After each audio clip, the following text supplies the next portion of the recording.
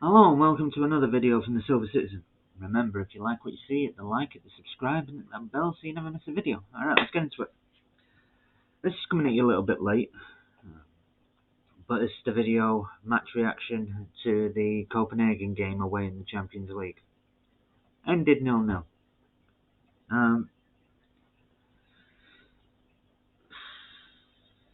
It was a bit of a dull affair, if I'm honest. Made more by the sending off.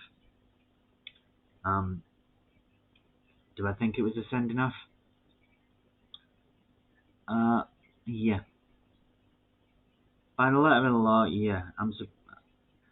The only thing that surprised me about it personally is that the referee didn't spot it.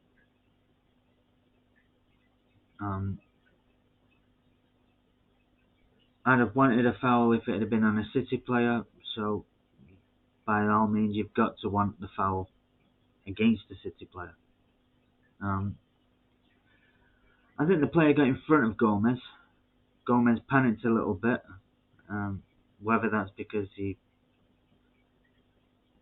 was afraid of going 1-0 down or what. He didn't want to get into the box and create a foul. Whatever his reasons were, I think he panicked a little bit and I think he grabbed hold of the fella's arm with his arm, so it's like kind of interlocked and like stopped him getting there, so the ball would go past and the fella went down. First time I watched it, I put my head in my hands. First time I saw that happen in real time, I put my head in my hands because I was expecting a foul, and with it being outside the box, could potentially be a red card. The only surprise for me, like I said, was the referee had to go over to the monitor to see it. He was literally right in front of it. But he didn't. VAR got in his ear, he went over, he had a look at it, I think probably about 5 or 6 times before he made up his decision. And Gomez got sent off. Obviously in response to that straight away, Pep brings on a defender. Ruben Diaz takes off an attacking player in Riyad Mahrez, pushes Cancelo over to the left, moves Akanji out to right back, and there's Laporte and Diaz in the middle. Rodri is the older midfielder, Gundogan and De Bruyne. Gundogan sort of like box to box midfielder with De Bruyne in front of him, Grealish on the left, Alvarez on the right, and Akanji, go bombing up really to give width that Mahrez had missed. Not because of Mahrez's fault, but after that it was a bit of a dab affair. It became almost it was a matter of, if we win, great. If we don't, do not get beat. And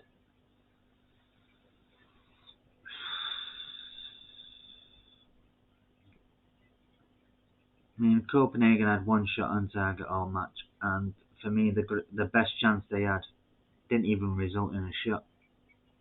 It was a perfect ball across in the second half by some blonde-haired fella, and their fella coming in to slide on it. Obviously, Edison's coming out diving and stretched. I think if the fella had got a touch on it, I think it'd have hit the net, but he didn't, and it rolled out meaninglessly for a goal kick. That for me was their best chance. Even though they had a shot on target, it was never going to trouble him. They had a couple of pot shots from 35, 40 yards that didn't go on target. Went wide, wouldn't trouble anyone. And weren't really chances, they were just, I've got a chance of shooting here, I'm going to take it.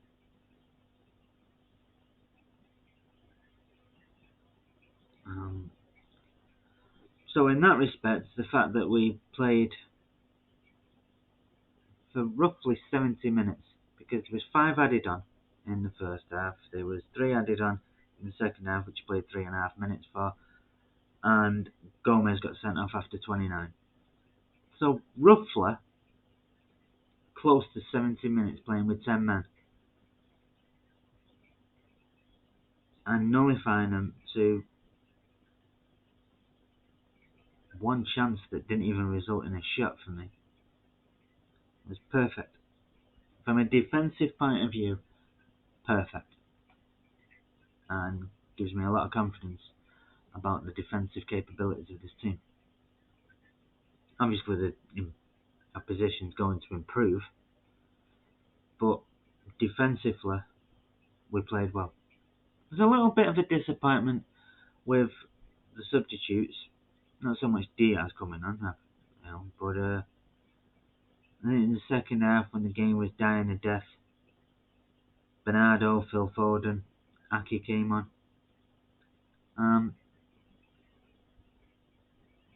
I'd have liked to have seen a Cole Palmer come on. Maybe Rico Lewis.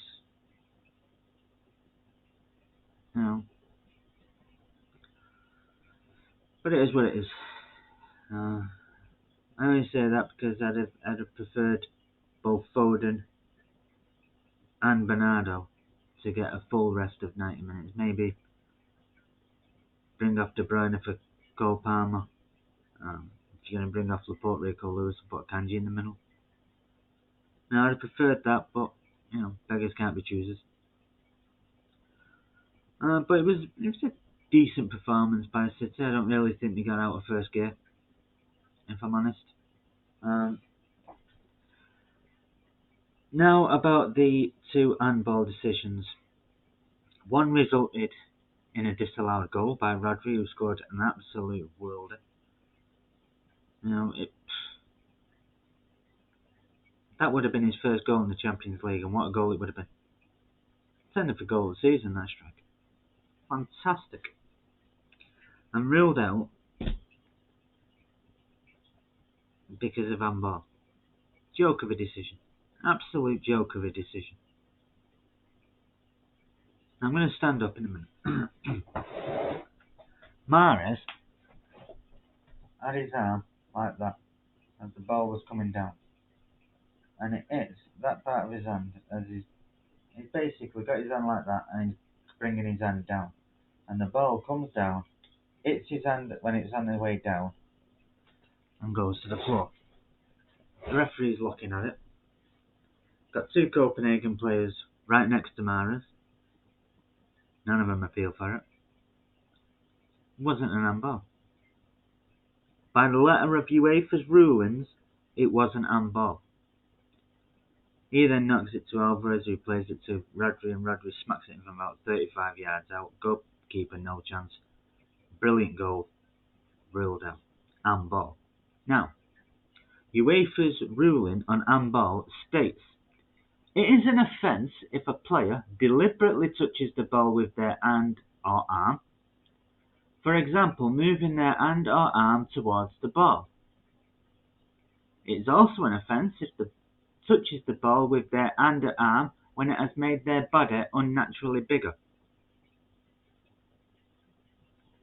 It wasn't deliberate. It didn't make his body any bigger. It was an absolute joke of a decision. Then comes the penalty. I think it's Laporte. Corner comes in. Laporte and the defender's grappling with him. It might be a Kanji. I think it might be a Kanji actually. But he's grappling with him. And the ball comes across and hits him there. Pretty much round about there on his arm. It's in there. More shoulder than arm. But it hits him there. Comes off a Kanji's head. He gets sent over to the VAR. He looks at it for a couple of minutes and then decides, you know what, I'll give a penalty. And gives the penalty. For me, both handball decisions are wrong. But it then puts a unique position on a penalty. You see, because if Mahrez misses, which he did, justice has been done because it was never a penalty. But if Mahrez scores, justice has also been done because Rodri shouldn't have had a goal disallowed and City should be 1-0 up. A unique scenario. How often are you going to be able to say that if a penalty is scored, justice is done? If a penalty is missed, justice is done. Very unique. Wasn't a great penalty. Decent save. Good out for the keeper.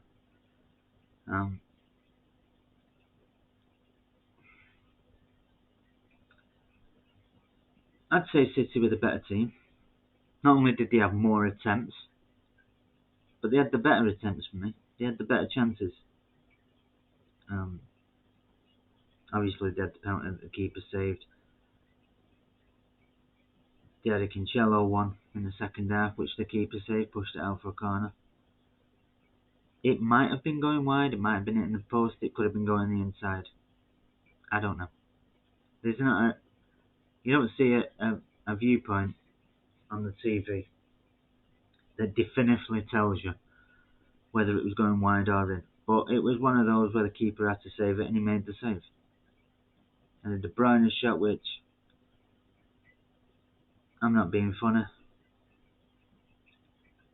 I'd have been disappointed if that had gone in past me. So a professional goalkeeper should really be disappointed if it's going past him. It's a decent strike, but I mean the keeper saves it with his hands basically there on his body.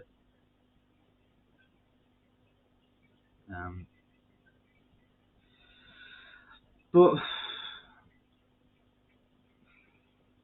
I think the most entertaining part of the game was the fans.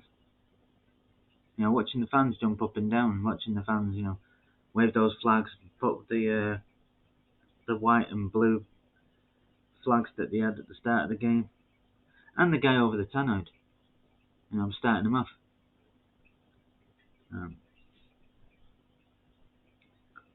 It wasn't an entertaining game, wasn't an exciting game, but because Dortmund drew later on in the day, City have qualified.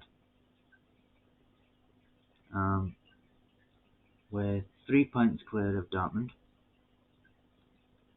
Avoid defeat in Dortmund, and we qualify as group winners, because even if we were to get beat off Sevilla and Dortmund beat Copenhagen, in the head-to-head, we've won and drew, so that puts us top of the group. But the main objective of the day was to qualify. We did it. Next, we've got Liverpool. Their fans and a few people are getting giddy because they beat Rangers 7-1. It's going to be a different opposition when they're playing on Sunday, but there you go. Do I think we'll win? Yes. For possibly only the second time in my life, I'm confident of winning at Anfield. And the other time I was confident of winning at Anfield, we won. And the only reason, I've always said I think we'll win. Since probably Pep came in. Or even when Mancini was there. I thought, I was going in saying, I think we'll win. Was I confident? No. Like I said, I've been confident of winning twice in my life, and the other time we've won 4-1. And I was confident in that time because since Sheikh Mansour took over, the only time City have failed to beat the league champions at their ground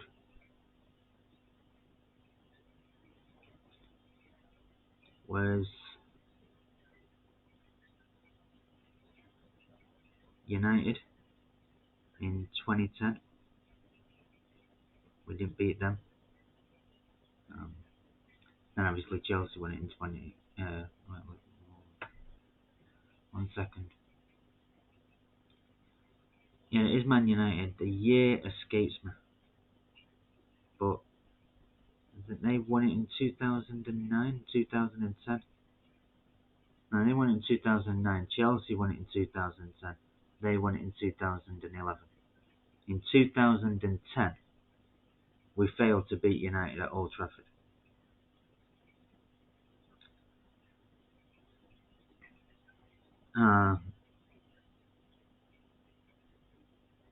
And then, other than that, is Leicester in Pep Guardiola's first year. So I was quietly confident that Liverpool weren't going to add themselves to that list. And again, I'm confident. Confident more to the fact of the performance of both teams, how they've performed this season. Yeah, they beat us in the Community Shield. We weren't ready for the league at that time.